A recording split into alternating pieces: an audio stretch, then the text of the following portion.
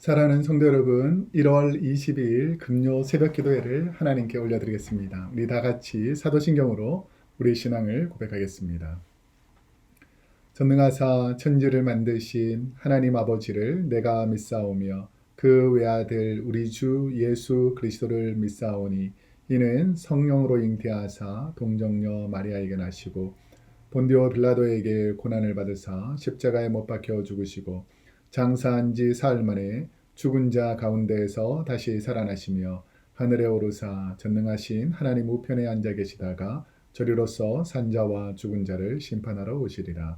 성령을 믿사오며 거룩한 공예와 성도가 서로 교통하는 것과 죄를 사하여 주시는 것과 몸이 다시 사는 것과 영원히 사는 것을 믿사옵나이다. 아멘. 다 같이 찬송가 183장, 이전 찬송가는 172장, 빈들의 마른 불같이 우리 하나님께 찬송하겠습니다.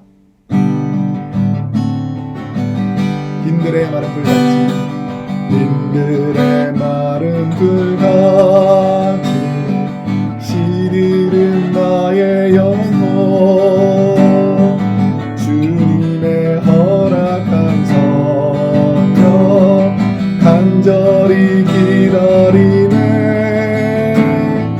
가물음에 마른 땅에 단비를 내리시듯 성령의 단비를 부어 새 생명 주옵소서. 한가운 빗소리 들려 산천이 춤을 추네. 봄비로 내리는 성령 내게도 주옵소서. 가물음에 마른 땅에 단비를 내리시듯 성령의 단비를 부어 새 생명 주옵소서. 절 따라 우로를 내려 조목이 무성하니 갈급한 내 심령이 성령을 부으소서. 가물음에 마른 땅에 단비를 내리시듯 성령의 단비를 부어 새 생명 주옵소서. 참되신 사랑의 언약 어길 수 있사오랴. 오늘의 흡족한 은혜 주실 줄 믿습니다. 가물음에 마른 땅에 단비를 내리시듯 성령의 단비를 부어 새 생명 주옵소서.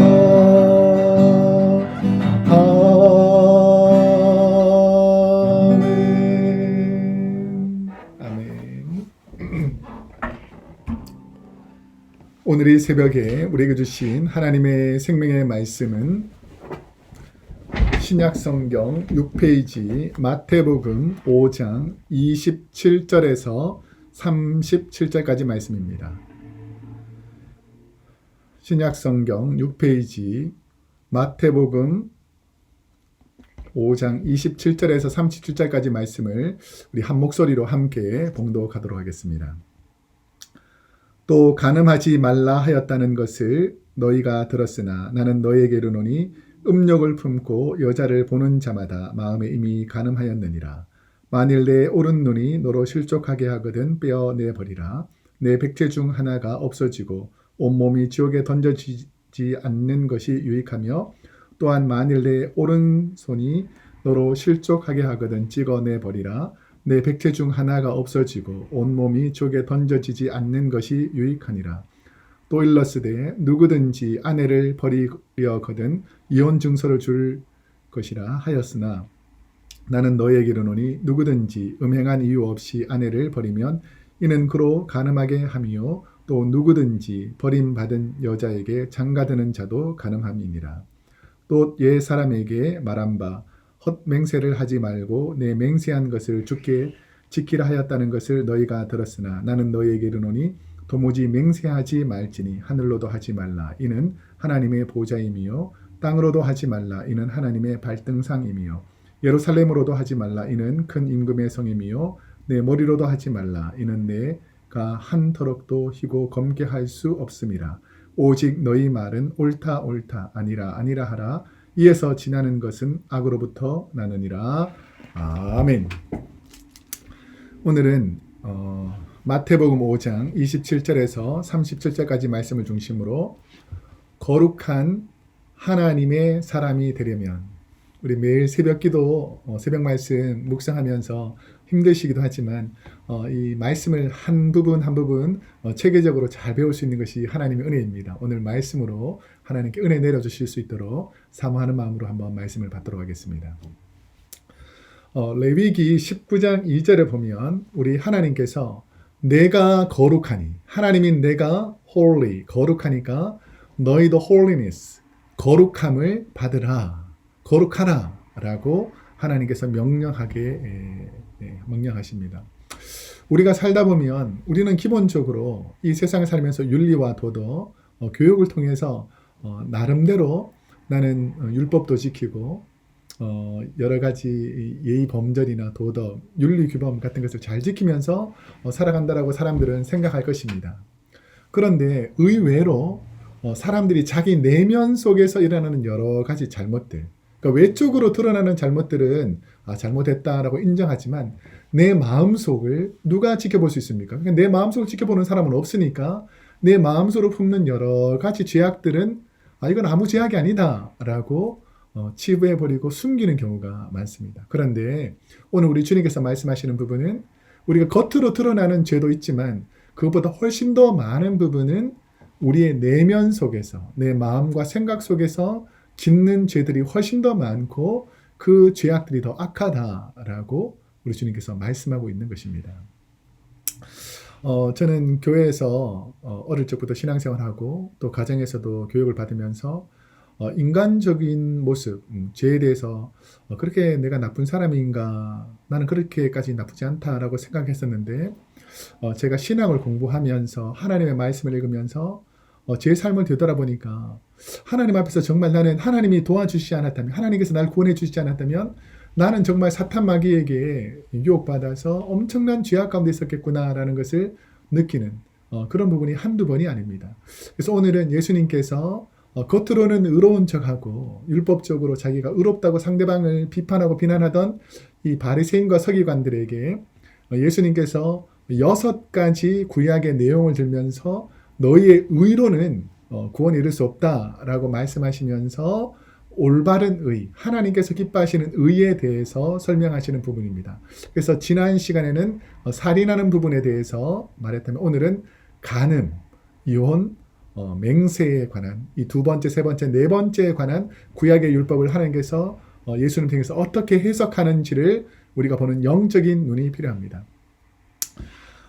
두 번째 부분인 간음하는 부분에 대해서 우리 주님께서는 어떻게 해석해 주시는가. 자, 27절에서 28절 말씀에 보면 또 간음하지 말라 하였다는 것을 너희가 들었으나 나는 너에게 이르노니 음욕을 품고 여자를 보는 자마다 마음에 이미 간음하였느니라. 훌륭했던 사람을 한순간에 무너뜨려 버리는 것이 바로 그 사람의 본질적인 면을 공격하는 것입니다.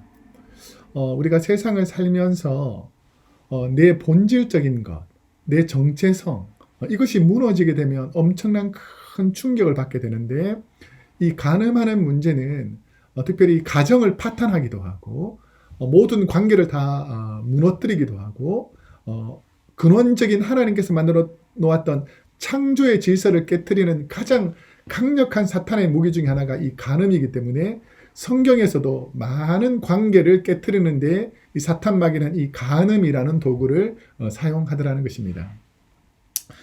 간음하지 말라. 이 율법에서 말하는 간음하지 말라는 어디에서 처음 기록되어 있냐면 모세가 우리 시내산에서 하나님께 계명을 받을 때 10가지 계명을 받지 않습니까?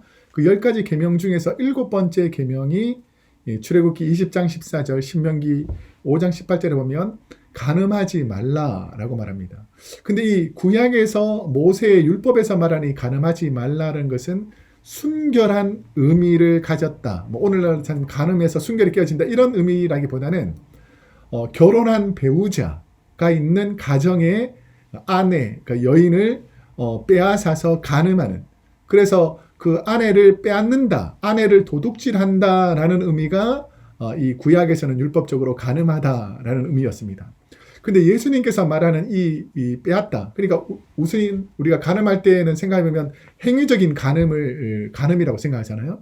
근데 예수님은 이것보다 훨씬 더 강력한 잣대를 가지고 누군가가 배우가 되는 상대방, 그러니까 남성은 여성, 여성은 남성, 아니면 오늘날 따지면 동성애자들이 워낙 많기 때문에 같은 시각으로 음탕한 생각을 마음속에 품는 것 그 자체가 하나님 앞에서 간음한 것이다 라고 우리 주님께서 명령하십니다. 그러니까 보통 사람들은 겉으로 죄를 짓지 않으면 죄라고 인정하지 않았는데 우리 주님께서는 마음과 생각까지도 다 꿰뚫고 계시니까 우리 마음속에서 미움으로 말하는지 시기로 말하는지 질투로 말하는지 그 행위를 보지 않고서도 그 마음속에 있는 것이 악하면 악하다라고 우리 주님께서 지적하고 계신다는 것입니다. 이 부분을 신학자 카슨이라는 부분은 본문의 의미는 남자가 여자로 하여금 음욕을 품게 하려고 바라본다는 유혹하는 눈길을 보낸다는 것입니다. 오늘 본문에서 남자가 여성을 간음한다는 의미가 간음의 행위를 하기 전에 벌써 눈길로 음탕한 눈길을 보냄으로 인해서 그 여성들의 마음을 흔드는 것, 이런 것들조차도 간음했다, 너는 죄를 지었다, 너희 의롭지 않다 라고 말하는 것입니다.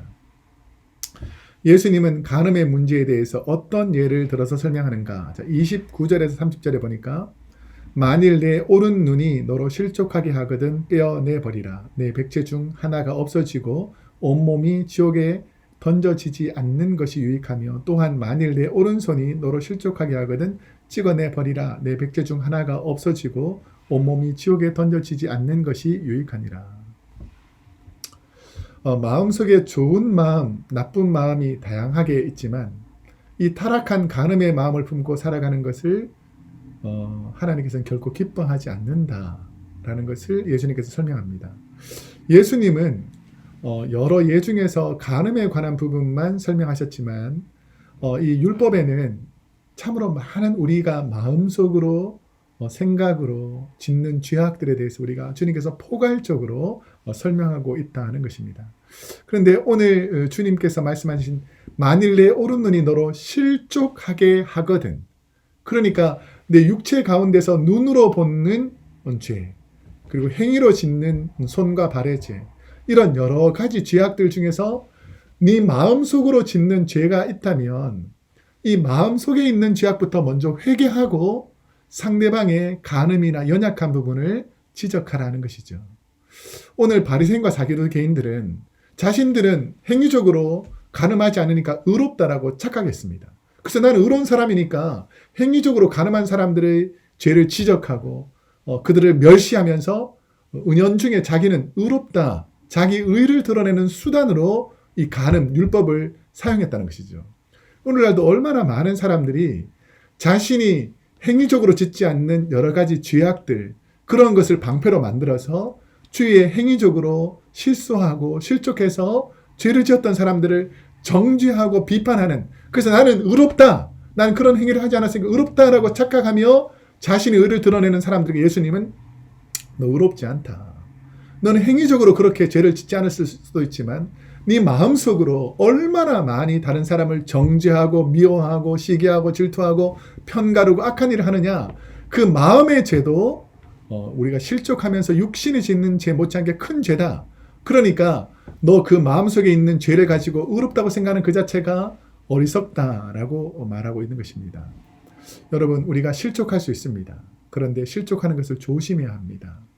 예를 들어서 내가 말을 많이 해서 주위 사람들에게 실족하고 내가 그 말 때문에 올무가 된다면 말을 삼가하고 실족하지 않는 것이 필요합니다.